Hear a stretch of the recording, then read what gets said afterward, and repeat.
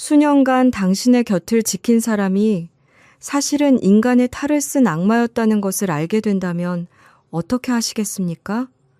돈과 인맥으로 자신의 죄를 덮고 심지어 아내의 가난한 늙은 아버지까지 모욕하는 오만방자한 재벌 남편. 하지만 그는 몰랐습니다. 그 낡고 빛바랜 셔츠와 초라한 외모 뒤에 자신의 왕국을 하룻밤에 무너뜨릴 수 있는 거대한 힘이 숨겨져 있다는 것을요. 거대한 어둠의 권력과 찬란한 정의의 빛이 맞서는 숨막히는 대결이 당신을 기다립니다.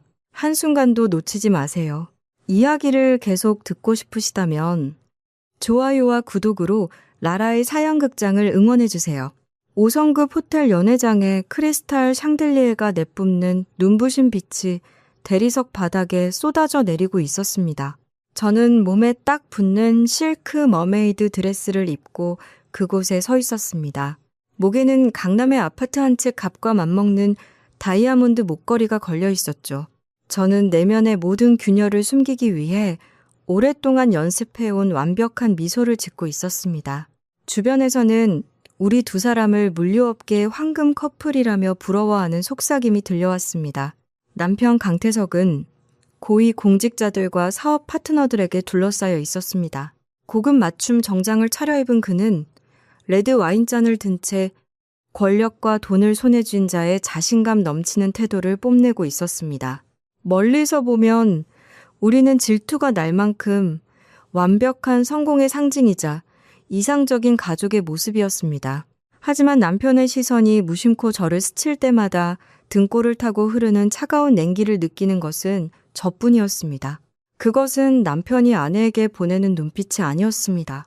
자신의 수집품 중 가장 비싼 보석을 바라보는 주인의 통제와 소유욕 가득한 시선이었죠. 모든 것이 무너지기 시작한 것은 회사의 오랜 파트너인 남 이사님이 제게 다가와 인사를 건넸을 때였습니다. 대화는 회사의 발전과 제 아름다움에 대한 몇 마디 칭찬이 오가는 지극히 사교적인 것이었습니다. 저는 늘 그랬듯 우아하게 응대했습니다. 하지만 연회장 구석에서 남편의 얼굴이 일그러지고 있다는 사실은 전혀 눈치채지 못했습니다. 그는 대화를 본 것이 아니었습니다. 자신의 소유물이 침범당하는 것을 본 것입니다. 가부장적인 남자의 질투심은 언제 터질지 모르는 화약고처럼 아주 작은 불씨 하나만을 기다리고 있었습니다. 강태석이 성큼 다가왔습니다. 입가에는 미소가 걸려 있었지만 두 눈은 흐리게 번들거렸습니다. 수많은 하객들 앞에서 그는 아무 말 없이 들고 있던 레드 와인잔을 제 얼굴에 그대로 끼얹었습니다. 짙은 붉은 액체가 이마를 타고 순백의 드레스 위로 흘러내리는 모습은 마치 피를 흘리는 상처처럼 보였습니다. 음악은 여전히 감미롭게 흘렀지만 제 주변의 공간은 숨막히게 응축되는 듯 했습니다. 굴욕감이 목구멍까지 차올랐습니다. 사람들의 호기심, 어린 시선과 웅성거리는 소리가 사방으로 퍼져나가는 것이 느껴졌습니다. 남편이 제 귀에 바싹 다가와 이를 악문 채 속삭였습니다. 그 목소리는 저를 떨게 하기에 충분했습니다. 연기하는 거 좋아하지. 집에 가서 계속하게 해줄게. 호텔에서 평창동의 고급 빌라로 돌아오는 길은 영원처럼 길게 느껴졌습니다. 고급 세단의 비좁은 공간 안에서 남편의 술 냄새와 비싼 향수 냄새가 뒤섞여 숨막히는 압박감을 만들어냈습니다. 그는 욕설을 퍼붓는 대신 분노를 터뜨리기 직전에 늘 그랬던 것처럼 핸들을 손가락으로 까딱였습니다. 저는 창밖을 바라보았습니다. 스쳐 지나가는 가로등 불빛이 부서진 삶의 조각들처럼 보였습니다. 저는 아버지를 떠올렸습니다. 박영진 아버지. 지금쯤 시골집 툇마루에 온화한 모습으로 앉아 계실 아버지는 딸이 죽음의 문턱으로 걸어 들어가고 있다는 사실을 전혀 모르고 계실 겁니다. 저는 모든 것을 숨기기로 선택했습니다. 가족의 명예를 위해, 아버지의 평화를 위해, 그리고 무엇보다도 우리 딸 민지를 위해 이 화려한 껍데기를 혼자 짊어지기로 했습니다. 저는 스스로에게 인내해야 한다고 되뇌었습니다. 남편이 밖에서 체면만 유지해 준다면 제 딸은 여전히 성공한 아버지를 가질 수 있을 테니까요. 그것은 제가 희생이라고 착각했던 고통스러운 타협이었습니다. 묵직한 철문이 등 뒤에서 쾅 닫혔습니다. 현관에 들어서자마자 제가 신발을 벗을 틈도 없이 남편은 제 머리채를 잡아 뒤로 거세게 잡아당겼습니다. 갑작스러운 충격에 목이 욱신거렸고 저는 차가운 대리석 바닥에 맥없이 주저앉았습니다. 그는 정장 재킷을 한쪽에 던져버리고 넥타이를 풀기 시작했습니다. 그의 눈은 핏발이 서서 무섭게 번뜩였습니다. 성공한 사업가라는 가면, 뒤에 숨어있던 괴물이 마침내 본색을 드러낸 것입니다. 내가 너한테 좋은 거 입히고 맛있는 거 먹여주고 사모님 소리 듣게 해줬더니 내 눈앞에서 다른 놈이랑 시시덕거려? 아니에요. 여보, 저는 눈물을 흘리며 더듬거렸습니다. 그런 거 아니에요. 그냥 사업상 인사였어요. 제발. 민지 자고 있잖아요. 제 애원은 그의 광기 어린 불길에 기름을 부었을 뿐입니다. 강태석은 굶주린 맹수처럼 달려들었습니다. 불같은 뺨 때리기가 연달아 제 얼굴에 쏟아졌고 입술이 터져 피가 배어나왔습니다. 저는 딸이 깰까봐, 이 끔찍한 광경을 아이가 보게 될까봐 큰 소리로 비명을 지르지도 못했습니다. 저는 껍데기를 빼앗긴 달팽이처럼 몸을 웅크린 채 옆구리를 향해 날아오는 무자비한 발길질을 견뎌냈습니다. 숨이 막힐 듯한 고통이 찾아올 때마다 가족이라 불렸던 것에 대한 믿음이 산산조각 났습니다. 저는 깨달았습니다. 제가 사는 곳은 고급 빌라가 아니라 화려한 유리감옥이라는 것을요. 간수인이 원할 때면 언제든 저를 부숴버릴 수 있는 그런 곳이었습니다. 바로 그때 계단 쪽에서 민지의 가슴 찢어지는 울음소리가 들려왔습니다. 만화 캐릭터가 그려진 잠옷을 입은 5살 배기 아이가 아빠가 엄마를 미친 듯이 폭행하는 장면을 보며 벌벌 떨고 있었습니다. 아이의 동그란 눈은 공포와 충격으로 가득 차 있었습니다. 저는 남은 힘을 쥐어짜 아이를 향해 기어갔습니다. 이 폐허 속에서 아이의 순수한 영혼만큼은 지켜주고 싶었습니다. 민지야, 방에 들어가. 보지 마. 어서.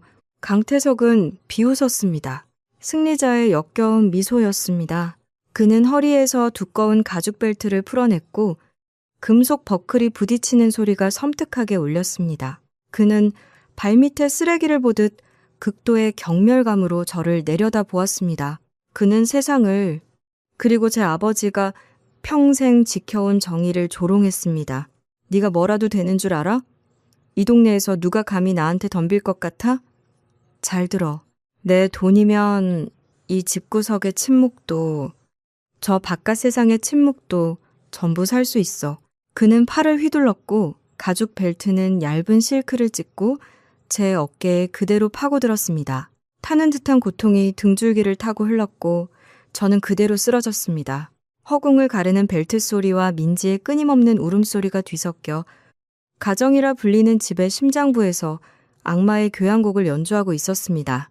어깨에 찢어진 상처에서 흘러나온 뜨거운 피가 실크 옷감에 스며들어 피부에 들러붙었고 숨을 쉴 때마다 고통이 온몸으로 퍼졌습니다.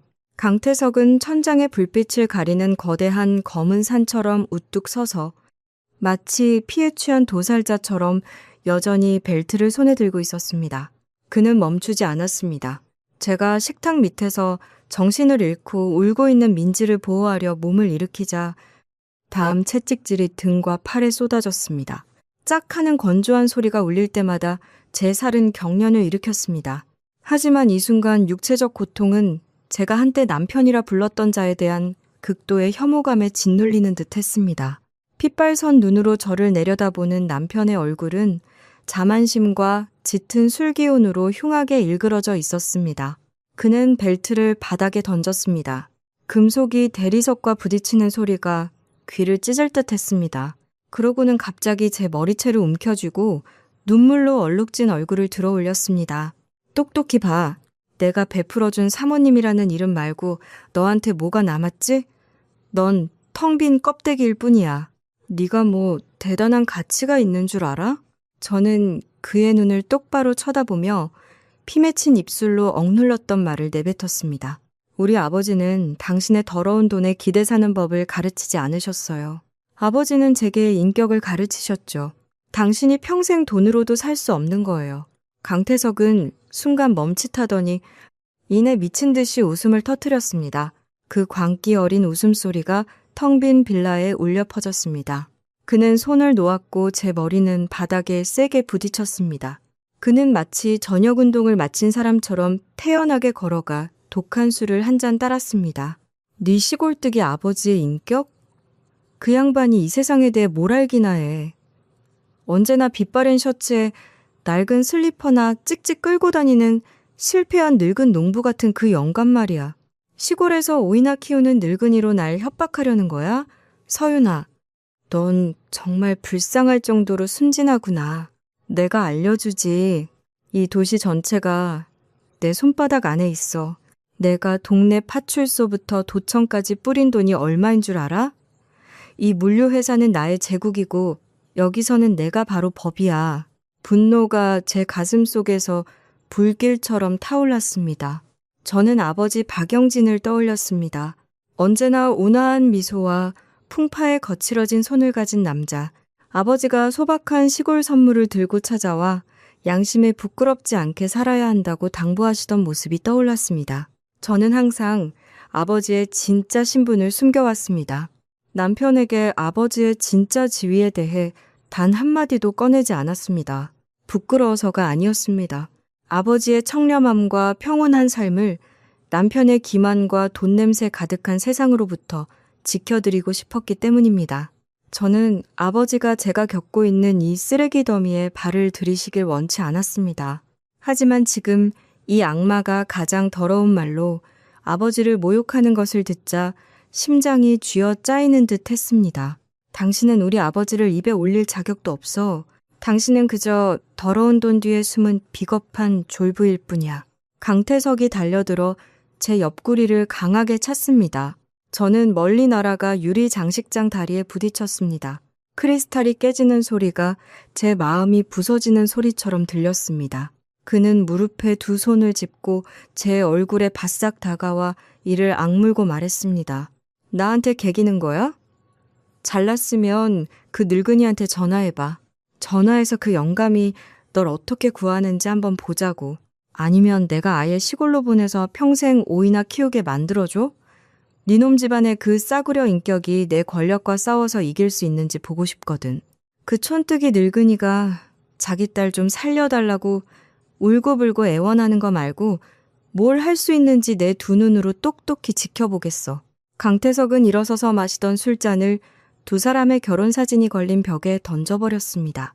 유리 파편이다. 사진 속에서 환하게 웃고 있는 자신의 얼굴에 박혔습니다. 그는 피와 술 냄새를 씻어내려는 듯 욕실로 향했습니다. 산산조각 난 유리 파편 위에 웅크리고 있는 저를 그대로 내버려둔 채였습니다. 식탁 밑에서 기어나온 민지가 제 목을 끌어안았습니다. 아이의 숨결이 공포로 가늘게 떨렸습니다. 저는 아이를 껴안았습니다. 이 작은 온기만이 저를 현실에 붙들어매는 유일한 끈이었습니다. 더 이상 참을 수 없었습니다. 그동안의 제 희생은 이 괴물을 더욱 포악하게 만들고 법을 우습게 여기게 만들었을 뿐입니다. 저 자신뿐만 아니라 이 아이의 미래를 구해야 했습니다. 이 아이가 압이라는 어둠에 삼켜지기 전에요. 저는 욕실문 뒤로 사라지는 남편의 뒷모습을 보며 콸콸 쏟아지는 물소리를 들었습니다. 제게 주어진 시간이 몇 분밖에 없다는 것을 알았습니다. 마지막 남은 힘을 다해 저는 고통을 참으며 차가운 대리석 바닥을 팔꿈치로 기어갔습니다. 1cm를 움직일 때마다 온몸의 상처에 소금을 뿌리는 듯 했지만 어머니로서의 의지와 딸로서의 존엄함이 제게 힘을 주었습니다. 저는 거실 구석 민지의 나무 장난감 상자를 향해 기어갔습니다. 알록달록한 블록과 헝겊 인형들 깊숙한 곳에 제가 만일의 사태를 대비해 오랫동안 몰래 충전해두고 숨겨둔 낡은 예비 휴대폰이 있었습니다. 제 떨리는 손가락이 나무 상자 모서리에 닿았습니다. 장난감들 아래에서 느껴지는 차가운 금속의 감촉. 그것은 단순한 휴대폰이 아니었습니다. 그것은 정의를 소환하는 신호탄이자 제 삶을 뒤덮은 악몽을 걷어낼 유일한 희망이었습니다. 민지의 장난감 상자 속 곰 인형과 플라스틱 블록들 사이로 손을 뻗는 제 손은 퉁퉁 붓고 떨렸습니다. 낡은 휴대폰의 차가운 금속 감촉이 손끝에 닿자 마치 전류가 흐르는 것처럼 등줄기를 타고 짜릿함이 퍼졌습니다.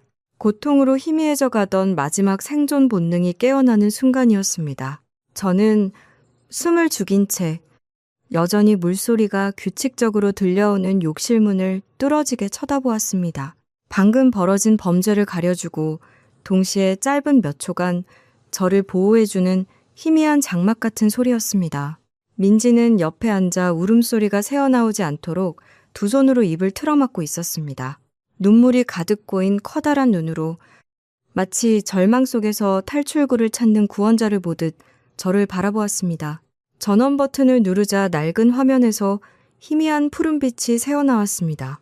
멍과 상처로 얼룩진 제 얼굴을 비추는 그 빛은 마치 지옥에서 되살아난 유령 같았습니다.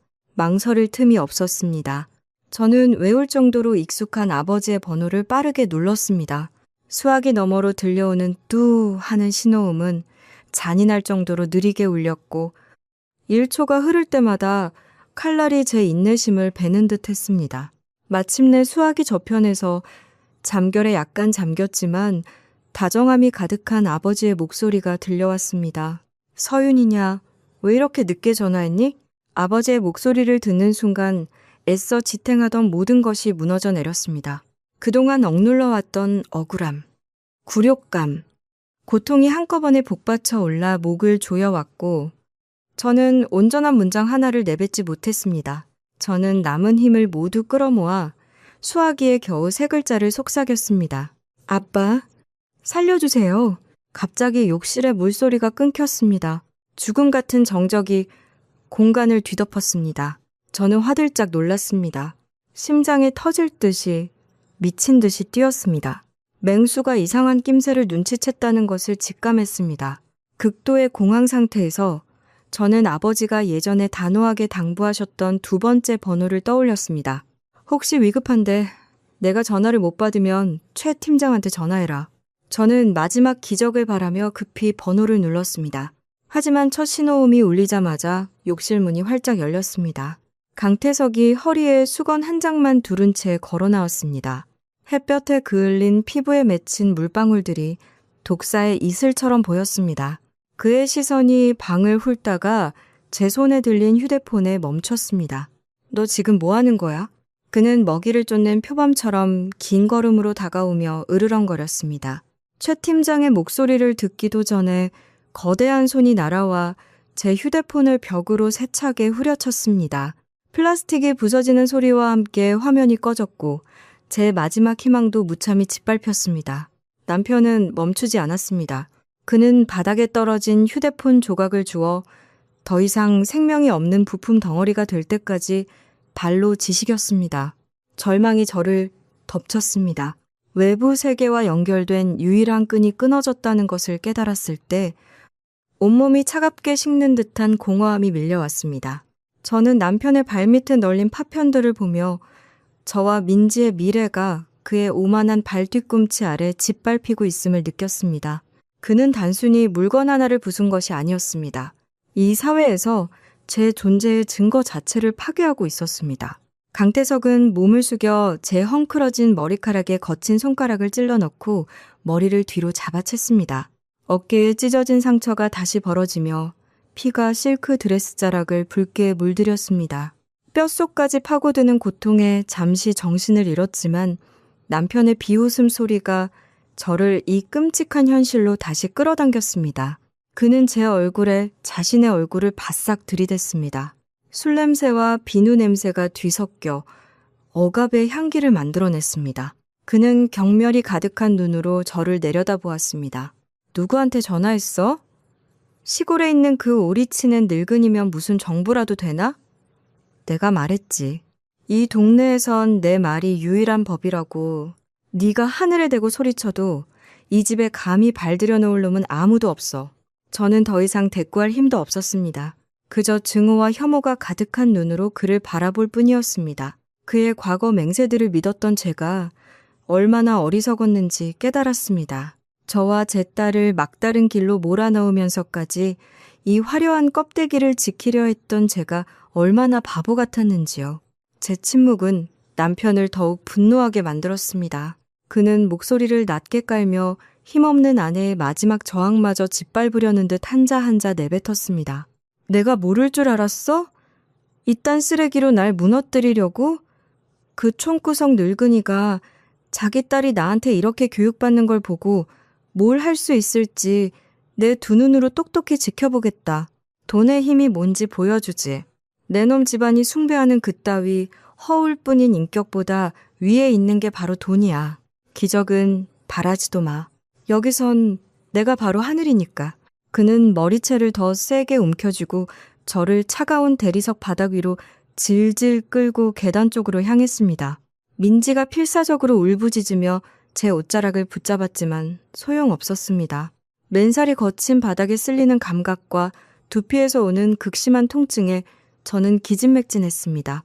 시야가 점점 흐려졌지만 서서히 덮쳐오는 어둠 속에서 아버지의 경찰 제복과 단호했던 당부의 말씀이 마치 정의의 약속처럼 문득 떠올랐습니다.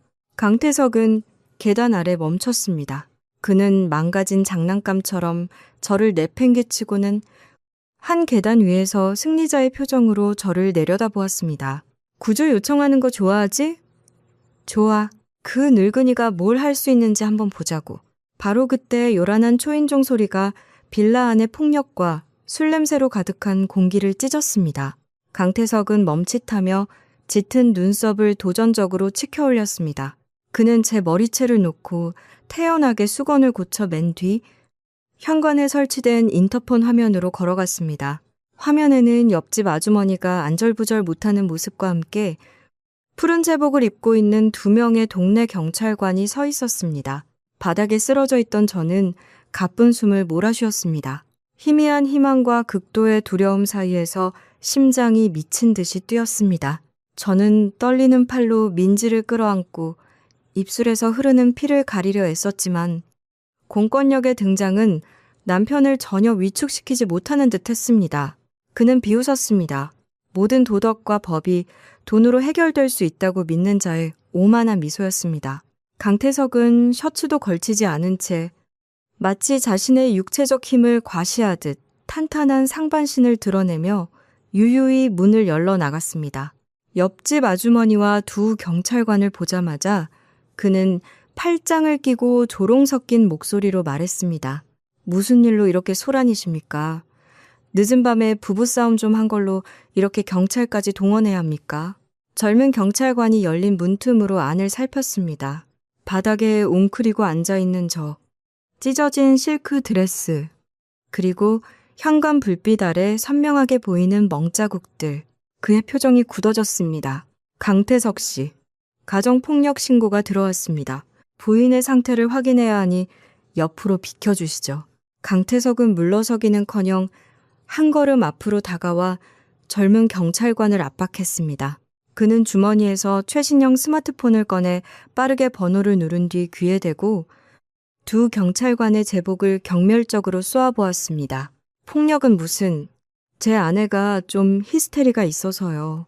몇 마디 훈계 좀 한 겁니다. 2 분 아직 젊으신 것 같은데 일할 땐 앞뒤를 잘 살펴야죠. 제가 도경찰청에 있는 최 팀장님한테 전화 한 통 해드릴까요? 다 아는 사이인데 서로 피곤하게 만들지 맙시다. 안쪽에 누워있던 저는 남편의 입에서 나오는 말을 똑똑히 들으며 온몸이 차갑게 식는 것을 느꼈습니다. 강태석의 인맥이라는 문어발이 얼마나 멀리까지 뻗어 있는지 깨닫자 엄청난 충격이 저를 덮쳤습니다. 그는 허세를 부리는 게 아니었습니다. 그는 도경찰청의 고위직 이름을 공공연히 거론하며 현장 경찰들을 압박할 만큼 자신만만했습니다. 저는 젊은 경찰관과 그의 동료를 보았습니다. 그들의 눈에 스치는 아주 잠깐의 망설임. 그들의 정의감은 남편이 불법적인 물류사업과 두둑한 봉투로 쌓아올린 어두운 권력의 네트워크와 맞서 싸워야 했습니다. 저는 눈을 감았습니다. 아버지에 대한 걱정이 맹렬하게 타올랐습니다. 아버지께 전화하는 것이 유일한 방법이라 생각했지만 이제는 아버지가 정말 이곳에 오신다면 남편이 그 거대한 권력으로 아버지를 모욕하고 그가 늘 비웃던 시골뜨기 늙은이의 명예를 짓밟을까 두려워졌습니다. 저는 아버지가 이 진흙탕에 휘말리시는 것을, 아버지의 낡은 셔츠가 저 인간 말종의 오만함에 더러워지는 것을 원치 않았습니다. 강태석은 자신의 권세를 온 동네에 과시하려는 듯 계속해서 큰 소리로 통화했습니다. 아, 최 팀장님. 네, 저입니다. 강태석입니다. 동네 친구들이 저희 집에 잠깐 방문했는데 팀장님께서 말씀 한마디만 좀 해주시죠. 그냥 사소한 집안일입니다. 네, 조만간 제가 차 한 잔 대접하러 가겠습니다. 그는 전화를 끊고 마치 손님을 쫓아내듯 문 쪽을 턱짓하며 의기양양하게 젊은 경찰관을 바라보았습니다. 하지만 경찰관은 물러서지 않았습니다. 제 입술의 피와 민지의 공포에 질린 눈을 본 순간 직업적 양심이 권력에 대한 두려움을 이겼습니다. 그는 한 걸음 다가서며 권총에 손을 얹고 차갑고 단호한 목소리로 말했습니다. 강태석 씨, 다시 한번 말씀드립니다. 누구를 아시든 법대로 처리해야 합니다. 즉시 물러서 조서 작성에 협조해 주십시오. 아주머니, 어서 이서윤 씨를 부축해 주세요. 강태석의 얼굴색이 변했습니다. 그의 얼굴은 막다른 길에 몰린 맹수처럼 흉포해졌습니다. 그는 동네 파출소 경찰관 따위가 감히 자신에게 반항할 줄은 상상도 못했을 겁니다. 그가 으르렁거리며 달려들려는 순간 멀리서 들려오는 일련의 소리가 모두를 얼어붙게 만들었습니다. 급박하고 위협적인 경찰차 사이렌 소리가 고급 주택가의 정적을 갈기갈기 찢었습니다. 한 대가 아니었습니다. 여러 대의 경찰차가 무서운 속도로 돌진해 오고 있었습니다. 푸르고 붉은 경광등 빛이 빌라의 하얀 벽에 얼씬거리며 혼란스럽고도 장엄한 풍경을 만들어냈습니다. 강태석은 미간을 찌푸렸습니다. 땀으로 번들거리는 그의 얼굴에서 자신감이 흔들리기 시작했습니다. 그는 최 팀장님이 왜 이렇게 차를 많이 보냈지 하고 중얼거렸습니다. 하지만 저는 달랐습니다. 등줄기를 타고 전류가 흐르는 것을 느꼈습니다. 진짜 폭풍이 이제 막 상륙하기 시작했으며 남편이 스스로 쌓아올린 종이 성벽이 그가 상상조차 못했던 힘에 의해 곧 흔적도 없이 쓸려나갈 것이라는 예감이 들었습니다. 푸르고 붉은 빛이 점점 가까워지며 눈물로 젖은 제 얼굴에 마지막 희망의 빛을 날카롭고 찬란하게 비추었습니다. 경찰차 행렬에서 뿜어져 나오는 푸르고 붉은 경광등 빛이 빌라의 화려한 석고 부조 위를 훑고 지나가며 고급스러운 공간을 압박감 넘치는 현장으로 바꾸어 놓았습니다. 강태석은 철문 옆에 못 박힌 듯 서 있었습니다. 경찰차들이 골목 어귀에서 멈추지 않고 자신의 집 마당으로 돌진해 들어오는 것을 보며 그의 얼굴은 당혹감으로 가득 찼습니다. 선도에 있던 경찰차가 급정거했고 자갈 위에서 타이어가 갈리는 소리가 마치 맹목적인 믿음이 무너지는 소리처럼 날카롭게 들렸습니다. 차문이 열리고 검은 윤이 나는 구두가 땅을 밟았습니다. 그 뒤를 이어 칼집에서 막 뽑아낸 검처럼 꼿꼿하고 마른 체구의 남자가 내렸습니다. 저는 고통을 참으며 현관 문틈으로 그를 보려고 애썼습니다. 익숙한 햇볕에 그을린 얼굴을 알아보는 순간 심장이 돋는 듯 했습니다. 하지만 오늘 아버지는 빛바랜 셔츠나 낡은 슬리퍼 차림이 아니었습니다. 박영진 아버지는 그곳에 위험 있는 경찰 정복을 갖춰 입고 서 계셨습니다. 어깨 위의 계급장이 가로등 불빛 아래 빛나며 주변 공간을 얼어붙게 만드는 듯한 권위를 뿜어내고 있었습니다. 강태석은 그대로 얼어붙었습니다. 그가 그토록 자랑하던 최신형 스마트폰이 바닥에 떨어져 액정이 산산조각 났습니다. 마치 그가 믿었던 인맥 네트워크처럼 말입니다. 그는 자신이 시골뜨기 오리 농부라며 경멸했던 사람과 마주하자 입술을 떨며 말문이 막힌 듯 더듬거렸습니다. 박영진 청장님의 시선은 사위에게 단 한순간도 머물지 않았습니다. 그는 곧장 현관 안으로 걸어 들어왔습니다. 제가 땅바닥에 웅크리고 앉아있는 곳으로 입술에서 흘러나온 피가 여전히 실크 드레스 자락을 적시고 있었습니다. 산산조각 난 딸의 모습을 본 순간 늙은 아버지의 눈이 살짝 흔들렸습니다. 극심한 비통함이 솟아올랐지만 그것은 곧 법 집행기관의 수장이 가진 강인함으로 대체되었습니다. 그는 한쪽 무릎을 꿇고 앉았습니다. 평생 범죄자를 소탕하며 총을 쥐는 데 익숙했던 그의 손이 이제 공포에 떨고 있는 제 어깨를 만지며 미세하게 떨렸습니다. 아빠, 살려주세요. 저는 흐느꼈습니다. 육체적 고통과 터져나오는 안도감 속에서 아버지를 부르는 목소리가 목에 메었습니다. 아버지는 아무 말도 하지 않았습니다. 그저 자신의 경찰 제복 상의를 벗어 찢어지고 초라해진 제 몸 위로 덮어주셨습니다. 마치 마지막 남은 온기로 이 폭풍으로부터 저를 보호해 주시려는 듯 했습니다. 그의 시선이 제 팔의 피멍 자국에 고정되었습니다. 상처 하나하나가 아버지의 가슴에 박히는 칼날과 같았을 겁니다. 평생을 국민의 평안을 지키기 위해 바쳤지만 정작 자신의 딸이 지옥에 빠지는 것을 막지 못했습니다. 끔찍한 공포가 강태석의 온정신을 잠식하기 시작했습니다. 그는 비틀거리며 뒷걸음질 치다 테이블 모서리에 부딪혔습니다. 잔혹한 진실 앞에서 그의 두 다리는 더 이상 버티지 못했습니다. 그가 돈으로 매수하려던 자, 그가 인맥으로 짓누르려던 자가 알고 보니 이 도시 경찰의 최고 책임자였던 것입니다. 심리적 붕괴는 순식간에 일어났습니다.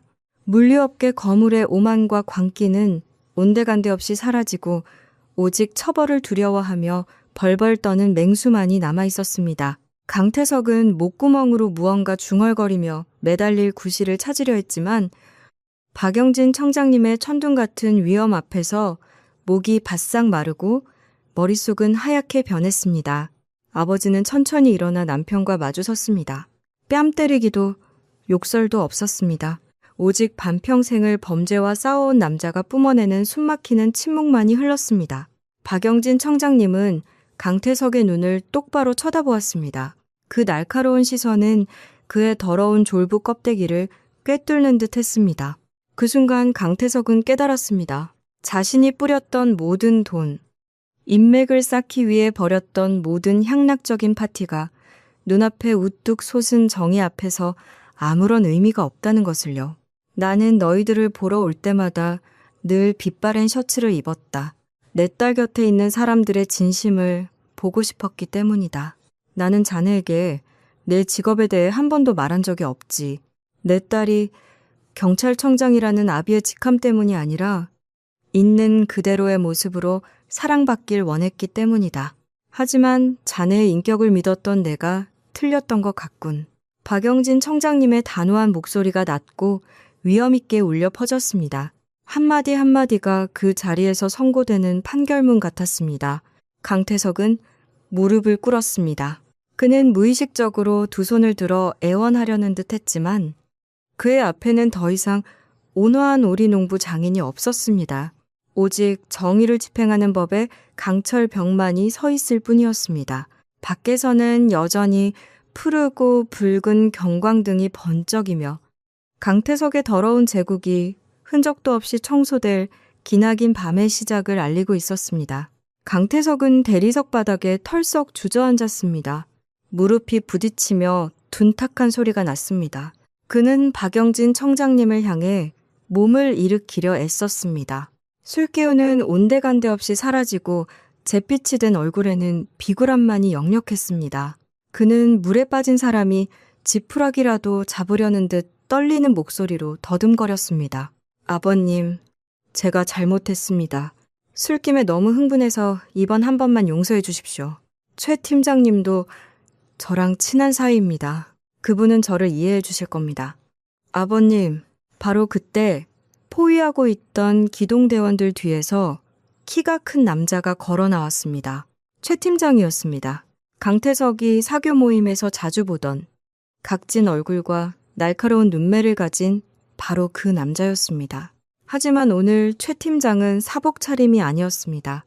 그는 총경 계급장이 달린 경찰 정복을 입고 붉은 봉인이 찍힌 두꺼운 서류철을 들고 있었습니다.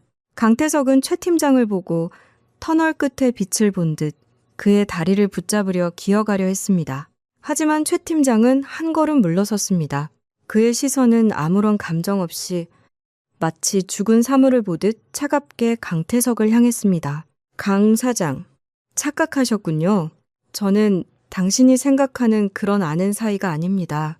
저는 청장님의 특별 보좌관이자 더 중요하게는 당신의 물류회사가 저지른 밀수, 탈세, 그리고 자금 세탁 혐의 사건을 수사 중인 특별수사팀의 팀장입니다. 최 팀장의 말은 거대한 망치가 되어 강태석의 머리를 내리쳤고 그의 마지막 남은 희망마저 산산조각 냈습니다. 저는 아버지의 헐렁한 경찰 제복을 걸친 채 의자에 앉아 이 광경을 지켜보았습니다. 가슴속에서 쓰디 쓴 희열이 차올랐습니다.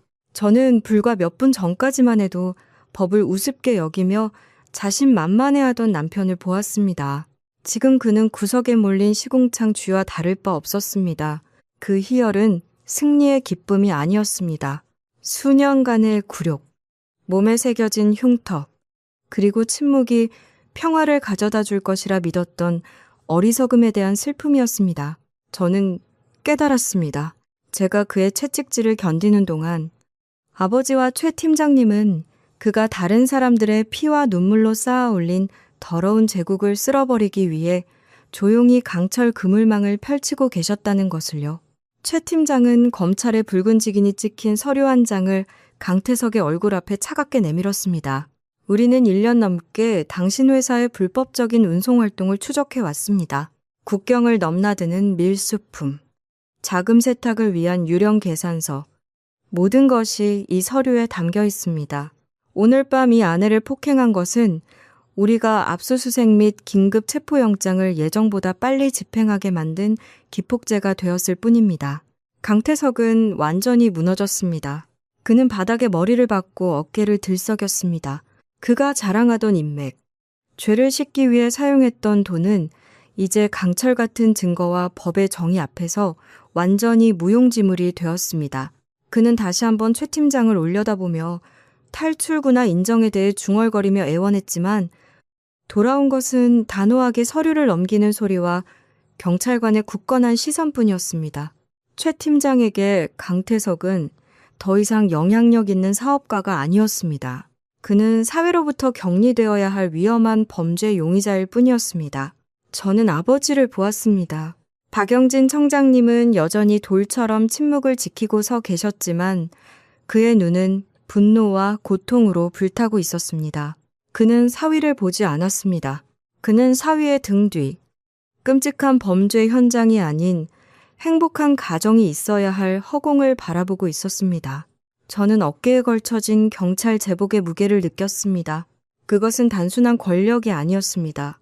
그것은 정의의 근간을 지키기 위한 아버지의 책임감과 조용한 희생이었습니다. 상처의 고통은 여전히 남아 있었지만 정의에 대한 믿음이 제 안에서 다시 살아나기 시작했습니다. 최 팀장은 동료들을 향해 돌아섰습니다. 그의 또렷하고 단호한 목소리가 빌라 전체에 울려 퍼졌습니다. 모든 수사관 주목, 용의자 강태석의 자택 및 사무실에 대한 압수수색 영장을 집행한다. 모든 서류, 전자기기를 압수하고 비밀 금고를 봉인한다. 즉시 실시. 경찰 기동대의 군화 소리가 각 층마다 요란하게 울려 퍼졌습니다. 고성능 손전등 불빛이 화려한 집안 구석구석을 훑으며 가장 어두운 곳까지 비추었습니다. 저는 민지를 꼭 껴안고 아이의 귀를 막아주었습니다. 아이가 범죄 제국이 무너지는 소리를 듣지 않도록요. 오늘 밤 강태석의 종이 성벽은 뚫린 것이 아니었습니다. 그가 시골뜨기 늙은이라고 경멸했던 아버지의 엄격한 판결과 법의 강철 칼날에 갈기갈기 찢어지고 있었습니다. 특수 군화가 대리석 바닥을 긁는 요란한 소리가 빌라의 거짓된 평온을 깨뜨렸습니다. 고성능 손전등 불빛이 값비싼 유화와 수입 크리스탈 화병 위를 스쳐 지나가며 더러운 돈으로 쌓아 올린 사치의 민낯을 드러냈습니다. 최 팀장은 2층 복도 끝, 강태석이 늘 비밀번호와 지문으로 굳게 잠가두었던 서재를 단호하게 가리켰습니다. 과학수사팀 요원들이 즉시 자리를 잡았습니다. 첨단 탐지기와 잠금 해제 장비가 동원되었습니다. 압박감으로 가득 찬 공간 속에서 기계가 딸깍거리는 소리가 규칙적으로 울려 퍼졌습니다. 저는 현관 의자에 앉아 눈앞에서 빠르게 펼쳐지는 현실의 영화를 멍하니 바라보았습니다. 한때 제가 안식처이자 자랑으로 여겼던 이 집이 이제 맹수의 소굴이라는 본 모습을 드러내고 있었습니다. 벽지가 한 겹씩 뜯겨나가고 서랍장이 하나씩 열릴 때마다 제 마음은 가벼워지면서도 한편으로는 씁쓸했습니다. 파티에서 보이던 남편의 신사적인 미소 뒤에는 거대한 범죄 네트워크가 숨겨져 있었던 것입니다. 강태석이 갑자기 무릎 꿇은 자세에서 벌떡 일어났습니다. 젊은 경찰관이 잠시 방심한 틈을 타서 서재를 향해 쏜살같이 달려갔습니다. 그는 미친 사람처럼 소리쳤습니다. 그의 얼굴은 극도의 공황으로 뒤틀려 있었습니다. 그는 가족 사진 뒤에 숨겨진 벽금고가 열리면 자신의 인생이 완전히 끝장난다는 것을 알고 있었습니다. 비켜. 당신들 권리 없어. 내 사유재산이야. 하지만 최 팀장이 더 빨랐습니다. 긴 다리와 노련한 수사관의 반사신경으로 그는 달려들어 능숙한 관절 기술로 강태석을 서재 문 바로 앞에서 바닥에 쓰러뜨렸습니다. 뼈가 우드득하는 소리와 강태석의 고통스러운 신음이 동시에 울려 퍼졌습니다. 최 팀장은 그의 머리를 바닥에 짓누르며 얼음장처럼 차가운 목소리로 말했습니다. 유령 서류와 자금 세탁 데이터가 담긴 하드라이브를 없애려고? 너무 늦었어. 우린 여기 들어오기 전부터 그 금고의 구조도를 파악하고 있었다. 방 안에서 딸깍 소리가 났습니다. 행복한 가족 사진이 무참히 내려지고 벽금고의 차가운 회색 강철문이 드러났습니다. 문이 열리자 수북한 세금 계산서, 밀수 경로에 뇌물을 준 내역이 상세히 적힌 수첩, 그리고 수많은 차명 계좌의 은행 카드들이 모습을 드러냈습니다. 검사들의 입회하에 종이 위에서 춤추는 숫자들, 화물 운송으로 위장한 불법 물품 운송의 증거들이 소름 끼칠 정도로 상세하게 목록화되었습니다. 저는 경찰관들이 서류 상자를 봉인하는 2층을 올려다보았습니다. 민지가 제 목을 끌어안고 떨고 있는 것이 보였습니다. 저는 서둘러 아이의 눈을 가렸습니다. 이 집은 가면이 한 겹씩 벗겨지고 있었습니다. 최고급 소가죽 소파, 수백만 원짜리, 양주, 모든 것이 정의 빛 앞에 떨고 있었습니다. 저는 수년 동안 이 거짓으로 가득 찬 공기 속에서 숨쉬고 살았다는 사실에 스스로가 역겨워졌습니다. 저는 아이에게 아버지를 남겨주고 싶어 인내했지만 그 아버지는 사실 법의 폐허 위에 미래를 쌓고 있는 악마였습니다. 이 사치는 사랑이 아니었습니다. 금으로 도금된 족쇄였습니다. 현관에서 강태석은 바닥에 납작 엎드려 있었습니다. 깔끔하게 빗어넘겼던 머리는 이제 땀과 먼지로 엉망이 되었고 더 이상 소리치지 않고 절망적인 숨소리만 내뱉었습니다. 박영진 청장님은 최 팀장 옆에 서서 압수된 증거물 상자들이 옮겨지는 것을 엄숙한 눈으로 지켜보았습니다. 그는 강태석에게 한마디도 하지 않았습니다. 그의 침묵은 어떤 판결보다 더 잔혹했습니다. 아버지는 제게 다가와 어깨에 조용히 손을 얹으셨습니다. 이해와 슬픔이 담긴 손길이었습니다. 저는 아버지를 올려다보았습니다. 그의 눈에는 승리감이 없었습니다. 오직 딸을 이 맹수의 발톱에서 더 일찍 구하지 못한 아버지의 슬픔만이 있었습니다. 용의자 연행해 최 팀장의 또렷한 목소리가 울려 퍼졌습니다. 2명의 경찰관이 강태석을 일으켜 세웠고 찰칵 소리와 함께 수갑이 채워졌습니다. 아내를 때리기 위해 벨트를 휘둘렀던 바로 그 손목의 말입니다. 강태석은 비틀거리며 문 밖으로 나섰습니다. 그의 다리는 더 이상 제대로 서 있지 못했습니다. 빌라문 밖에는 어느새 이웃들이 모여 있었습니다. 수많은 휴대폰 플래시가 터졌고 수군거리는 소리가 끊이지 않았습니다.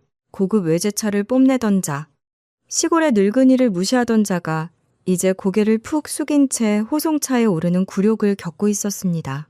저는 현관 계단에 서서 푸르고 붉은 경광등 빛에 가려진 채 호송차 철문 뒤로 사라지는 남편의 뒷모습을 바라보았습니다.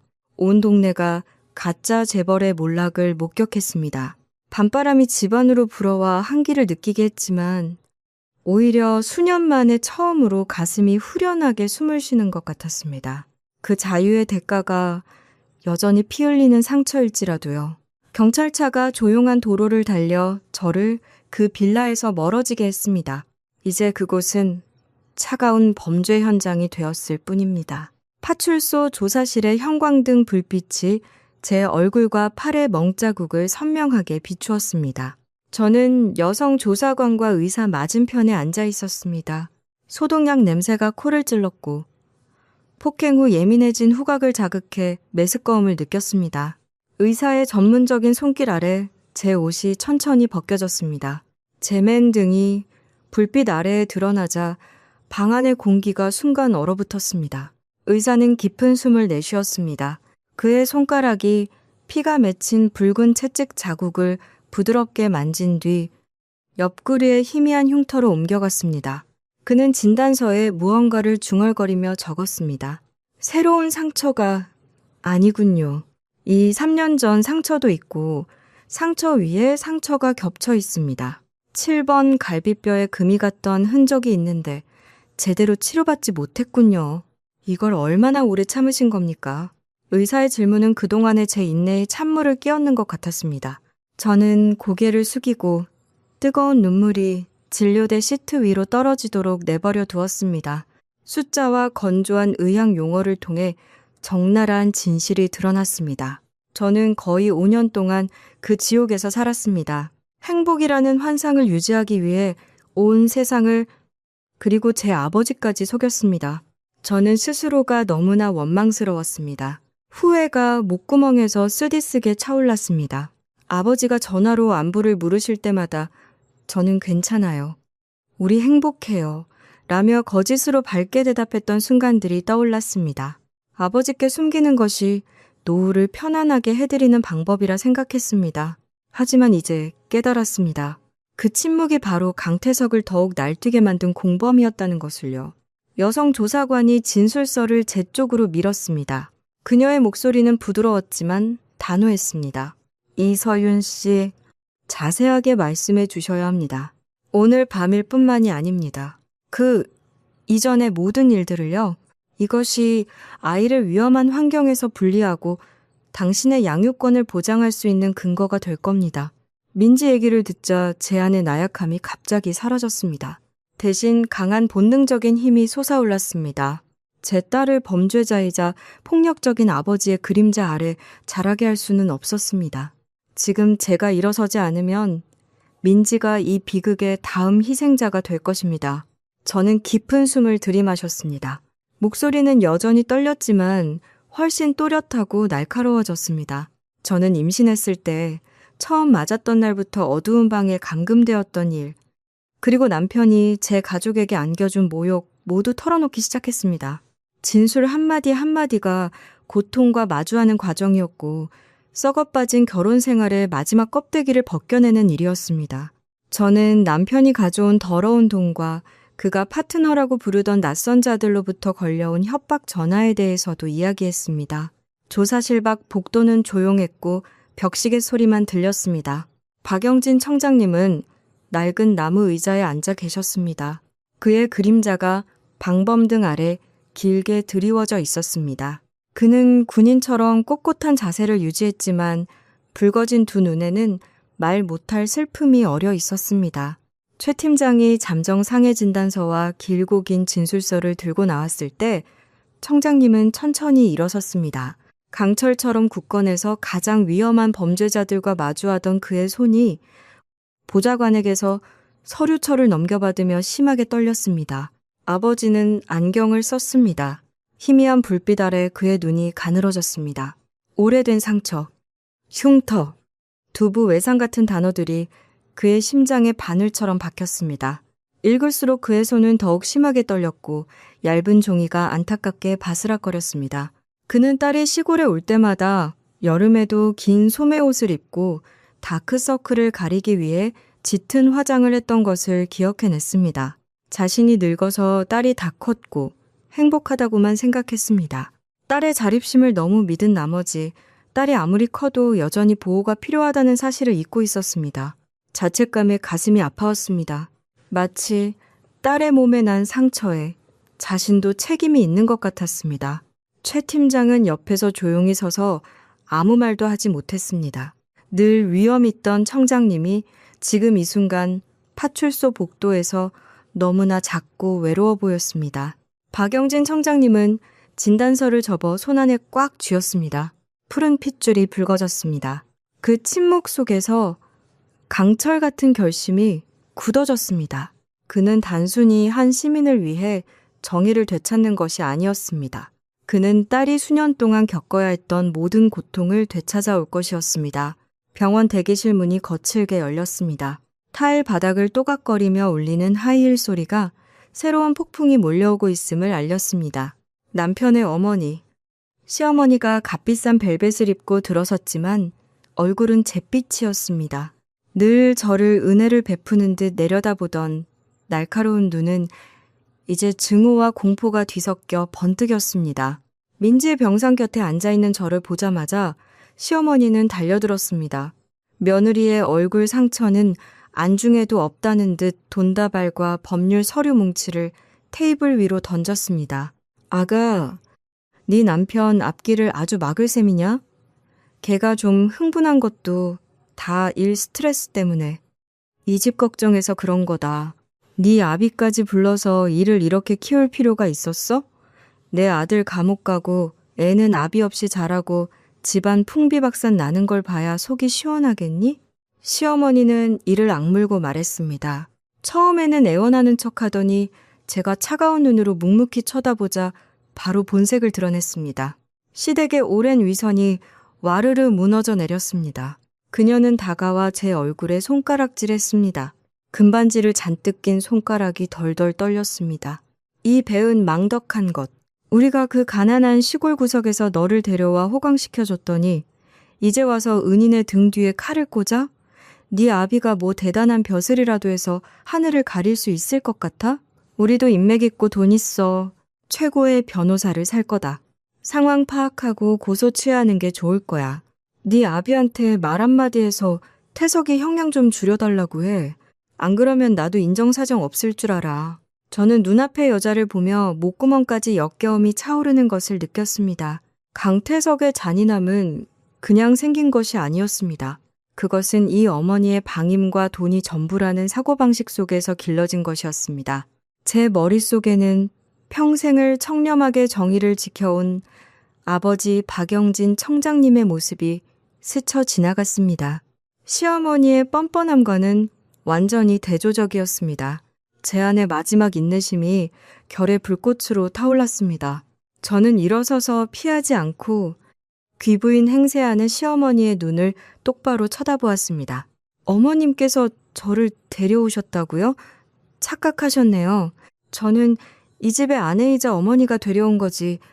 어머님 아드님이 더러운 사업 뒤에 화풀이하는 샌드백에 데려온 게 아니에요. 어머님 돈으로는 제 등에 난 흉터를 살 수 없고 제 딸의 눈에 서린 공포도 살 수 없어요. 저를 불효라고 하셨죠? 그럼 며느리를 폭행하고 사돈을 모욕하는 어머님 아드님은 그게 어머님 집안의 도덕인가요? 제 목소리는 날카로웠습니다. 한마디 한마디가 단호하게 시어머니의 얼굴에 박혔고 그녀는 할 말을 잃었습니다. 저는 더 이상 과거의 순종적이고 만만한 며느리가 아니었습니다. 제 태도는 완전히 바뀌었습니다. 저는 더 이상 동정을 구걸하는 불쌍한 희생자가 아니라 정의를 집행하기 위해 오른편에 선 사람이라는 것을 깨달았습니다. 이 성장은 고통스러웠지만 저 자신과 어린 딸을 지키기 위해 반드시 필요했습니다. 돈이나 인맥으로 저나 제 아버지를 협박할 생각은 마세요. 법은 어머님께 흥정할 수 있는 물건이 아니니까요. 강태석이 저지른 죄값 하루도 빠짐없이 치르게 될 겁니다. 시어머니는 분노에 차 말을 잇지 못하고 제 뺨을 때리려 손을 들었지만 때마침 들어온 최 팀장이 그 팔을 공중에서 막았습니다. 경찰관의 엄격한 시선에 그녀는 기가 죽어 저주를 중얼거리며 힘없이 돌아서 가버렸습니다. 최 팀장은 그녀의 뒷모습이 복도 너머로 사라지는 것을 보고 제게 돌아섰습니다. 그의 표정은 매우 심각했습니다. 그는 의자에 앉지 않고 의자를 제 쪽으로 끌어당겨 앉았습니다. 목소리는 낮았지만 무게가 실려 있었습니다. 이서윤 씨, 이 싸움은 생각보다 더 힘들어질 겁니다. 강태석의 가족들이 경제 범죄 흔적을 지우려고 미친 듯이 날뛰고 있는데 저희가 밀수보다 더 끔찍한 것을 찾아냈습니다. 최 팀장은 서류 가방에서 새로운 파일을 꺼냈습니다. 안에는 낡은 현장 사진과 3년 전의 수사 기록이 있었습니다. 그는 파일을 제게 건네며 끔찍한 사고 후 완전히 찌그러진 트럭 사진을 손가락으로 가리켰습니다. 강태석의 비밀 금고에 있던 하드라이브 데이터를 복구했습니다. 이것은 강태석이 이 도시의 물류업계에서 가장 큰 경쟁자를 제거하기 위해 직접 교통사고를 조작했다는 증거입니다. 당시 피해자는 전신마비가 되었고 강태석은 돈으로 목격자를 매수해서 사건을 기술적 결함으로 인한 사고로 둔갑시켰습니다. 이건 더 이상 경제 범죄나 폭행이 아닙니다. 살인미수입니다. 저는 사진들을 보며 공포에 손이 떨렸습니다. 제가 한때 이불을 덮고 잤던 남자가 정말로 인간의 탈을 쓴 악마였습니다. 이 진실은 저를 더 이상 물러설 수 없는 싸움으로 밀어넣는 마지막 일격과 같았습니다. 저는 서류철을 꽉 쥐었습니다. 제 눈은 진실의 끝을 보기로 결심한 사람의 날카로운 빛으로 번뜩였습니다. 강태석의 가장 어두운 비밀들이 서서히 빛 아래 드러나고 있었고 제가 바로 정의를 위해 횃불을 들 사람이 될 것이었습니다. 취조실은 낡은 회병 냄새와 정의의 냉기로 가득했습니다. 사방의 방음벽이 죄인의 마지막 희망마저 고립시키는 듯 했습니다. 강태석은 그곳에 앉아 있었습니다. 두 손은 취조용 책상 철제바의 수갑으로 단단히 묶여 있었고 한때 윤기나던 머리카락은 헝클어져 있었으며 지친 얼굴에는 공포의 주름이 선명했습니다. 그의 맞은편에는 젊은 수사관들이 아닌 박영진 청장님이 앉아 계셨습니다.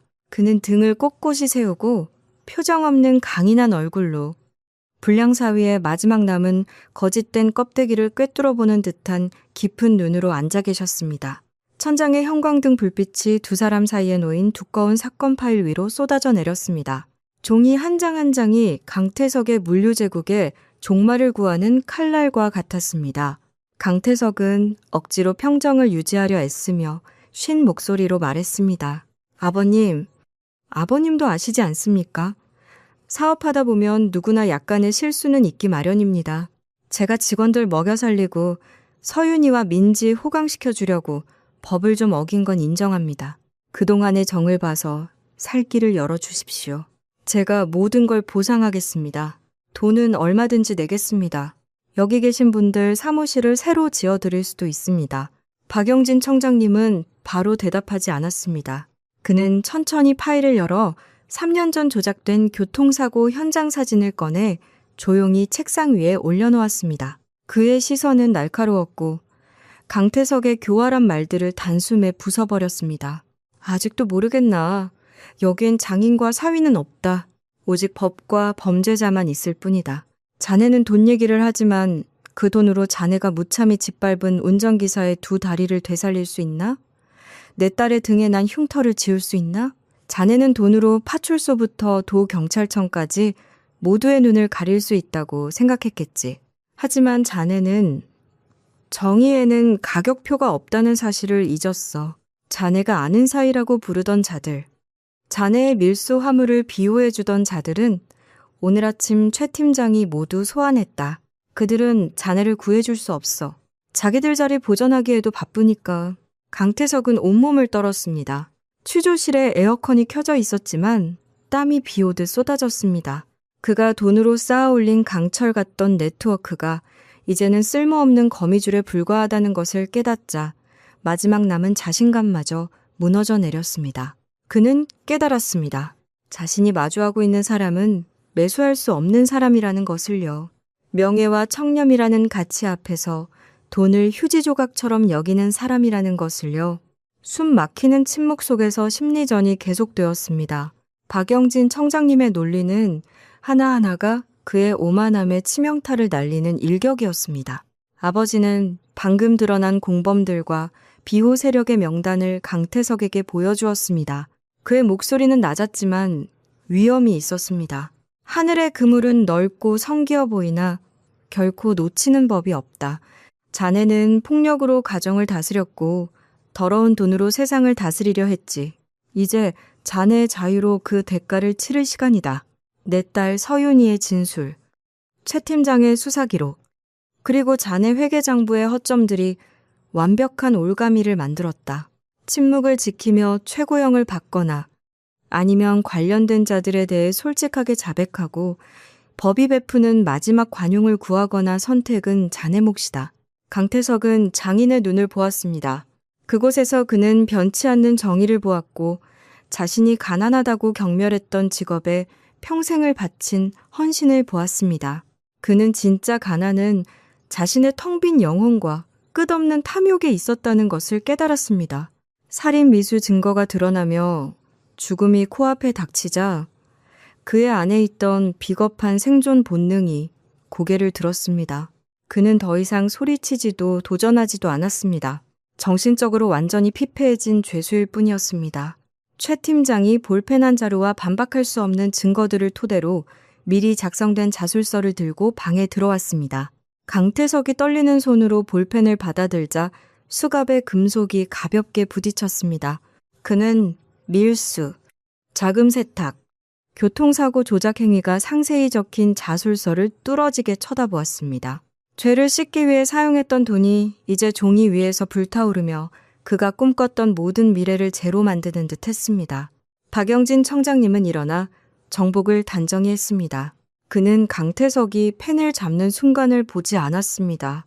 그에게 이 사건은 그날 밤 차에서 내렸던 순간 이미 끝난 것이었기 때문입니다. 그는 오직 인간의 탈을 쓴 악마와 너무나 오래 함께 살아야 했던 딸에 대한 깊은 슬픔만을 느꼈습니다.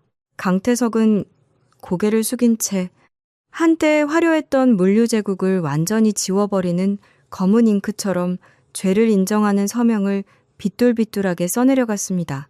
종이 위에서 펜이 긁히는 소리는 인생의 문이 닫히는 소리처럼 건조하고 잔인하게 들렸습니다. 법을 우습게 알던 오만한 자의 최후였습니다.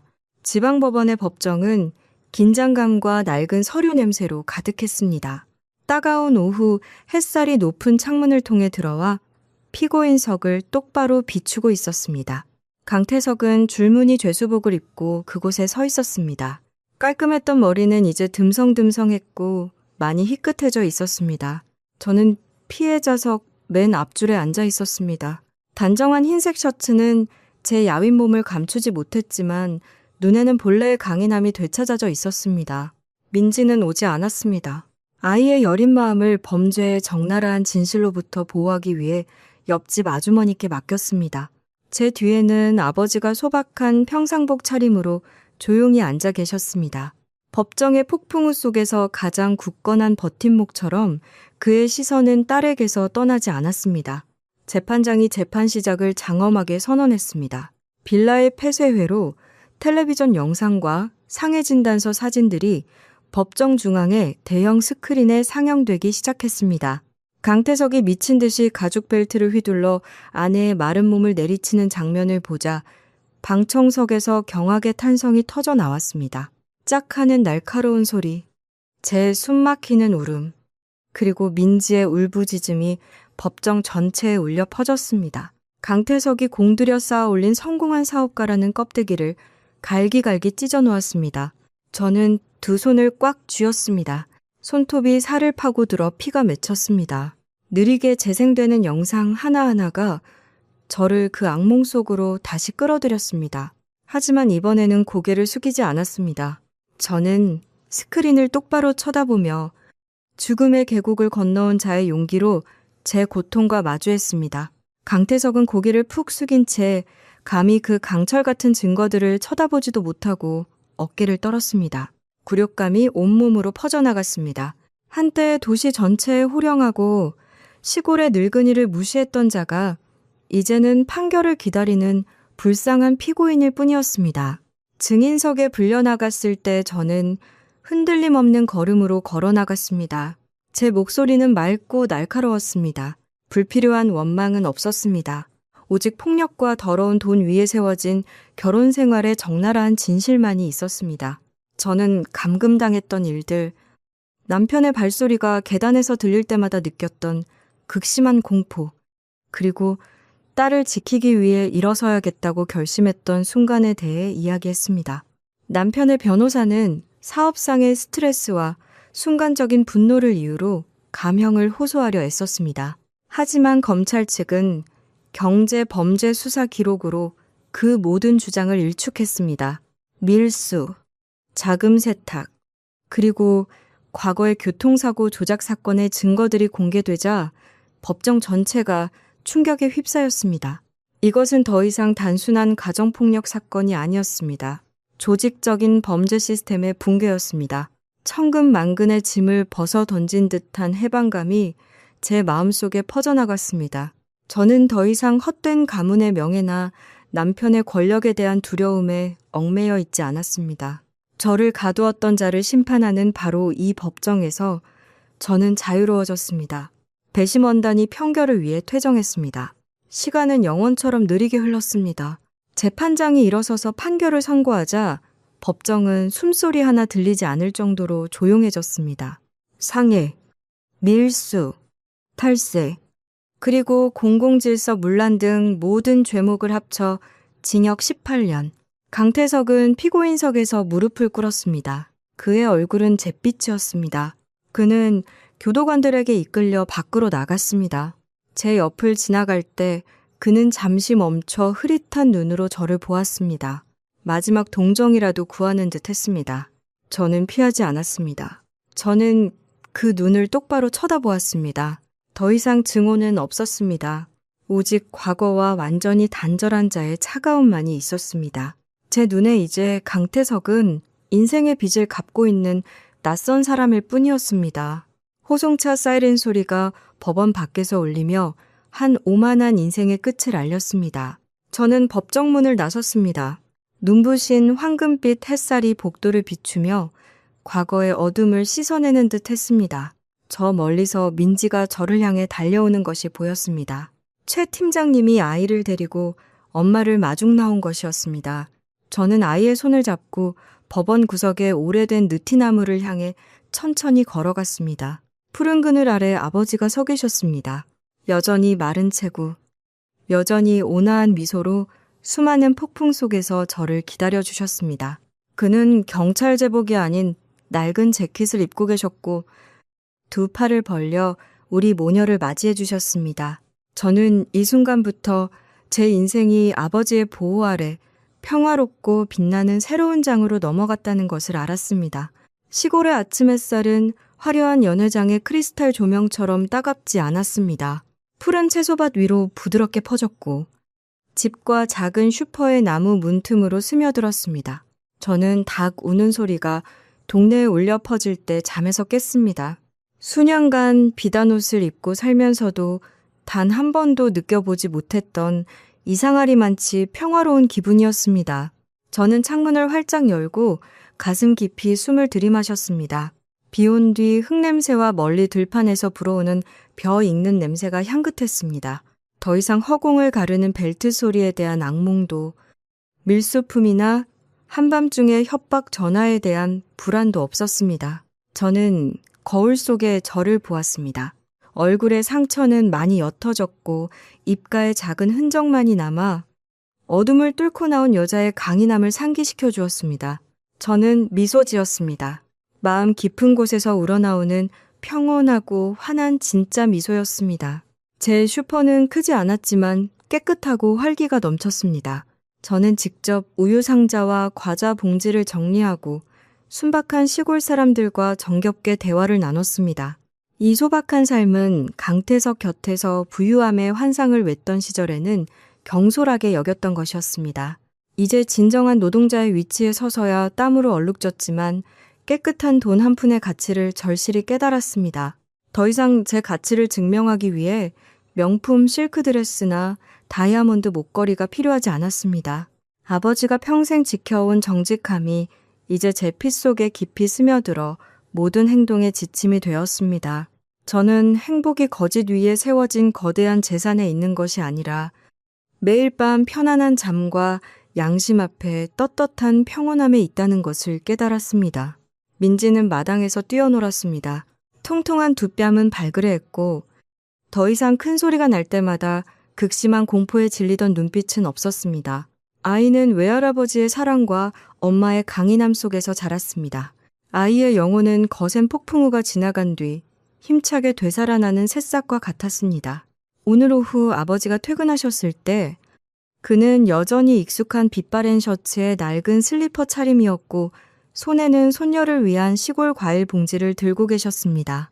민지는 환호하며 할아버지 품에 안겼습니다. 작은 손이 외할아버지의 굳은 살 박인 손을 만졌습니다. 엄마, 할아버지는 초능력이 있어? 할아버지가 한마디만 하면 나쁜 사람들이 다 무서워하잖아. 할아버지도 슈퍼맨처럼 망토 있어? 저는 물건 정리를 멈추고 할아버지와 손녀를 바라보다가 다가가 딸의 머리를 쓰다듬었습니다. 아버지를 바라보는 제 눈에는 존경과 이해가 가득했습니다. 우리 할아버지는 망토 없어. 할아버지는 정직함과 용감한 마음만 가지고 계신 거야. 영웅이 꼭 하늘을 날거나 화려한 옷을 입어야 하는 건 아니란다. 때로는 우리 할아버지처럼 빛바랜 셔츠를 입고 조용히 옳은 것을 지키고 사랑하는 사람들을 보호해주는 사람이 진짜 영웅이야. 그게 이 세상에서 가장 큰 힘이란다. 더러운 돈이나 권력보다 훨씬 더 강한 힘이지. 박영진 아버지는 온화하게 웃으셨습니다. 그 미소에 눈가의 주름이 깊어졌고 저녁 햇살처럼 따뜻했습니다.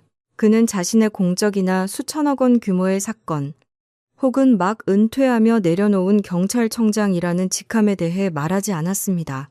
자식과 손주들과 시간을 보내기 위해 조기 퇴직을 선택하셨죠. 아버지에게 명예는 뜬구름과 같았습니다. 가장 중요한 것은 마침내 딸과 외손녀를 안전한 안식처로 데려왔다는 것이었습니다. 그는 민지의 작은 손을 잡고 들판으로 이어지는 오솔길을 따라 산책을 나섰습니다. 저는 문에 기대어 아버지의 야위였지만 굳건한 등과 딸의 아장거리는 걸음걸이를 바라보았습니다. 저녁이 되자 시골 들판 전체가 황금빛으로 물들었습니다. 바람이 풀잎을 스치며 아이의 맑은 웃음소리와 노인의 따뜻한 목소리를 실어 날랐습니다. 저는 깊은 숨을 들이마시며 자유의 달콤함이 온몸의 세포 하나하나에 스며드는 것을 느꼈습니다. 앞으로의 길이 여전히 험난할 것을 알았지만 아버지로부터 물려받은 정직함과 폭풍 속에서 단련된 강인함으로 저는 더 이상 아무것도 두렵지 않았습니다. 진정한 행복은 목적지가 아니었습니다. 그것은 사랑하는 사람들 곁에서 그리고 정의의 빛 속에서 진정한 나 자신으로 살아가는 여정이었습니다. 붉게 타오르는 노을 아래 할아버지와 손녀가 손을 잡은 모습이 광활한 들판 사이로 점점 작아졌습니다. 그들의 그림자가 땅 위에 길게 드리워져 마치 이어짐과 영원함의 상징처럼 보였습니다. 저는 미소 지으며 그 모습을 바라보았습니다. 눈물이 조용히 뺨을 타고 흘렀지만 그것은 충만함의 눈물이었습니다. 터널 끝의 빛은 더 이상 멀고 희미한 불빛이 아니었습니다. 그것은 제 삶을 따뜻하고 영원하게 감싸고 있었습니다. 진정한 행복은 화려한 재산이나 거짓으로 얻은 권력 위에 세워지지 않습니다. 그런 것들은 정의의 파도 앞에서 모래성에 불과하기 때문입니다. 진정한 영웅은 화려한 망토나 대중의 환호가 필요 없습니다. 그들은 청렴함과 너그러운 마음 속에 존재합니다. 정직한 삶이 가진 조용하지만 단호한 힘으로 옳은 것을 지킵니다. 시청자 여러분, 라라의 사연극장의 이야기는 여기서 마치겠습니다. 시청해주셔서 감사합니다. 좋아요와 구독으로 저희 채널을 응원해주시면 더 좋은 영상으로 보답하겠습니다. 늘 건강하고 행복하시길 바랍니다. 안녕히 계세요. 다음 영상에서 다시 뵙겠습니다. 오늘도 끝까지 함께 해주셔서 감사합니다. 듣고 싶은 이야기나 보고 싶은 주제가 있다면 댓글로 남겨주세요. 여러분의 이야기도 기다리고 있겠습니다. 영상이 재미있으셨다면 좋아요와 구독도 부탁드립니다. 다음 사연으로 다시 찾아오겠습니다.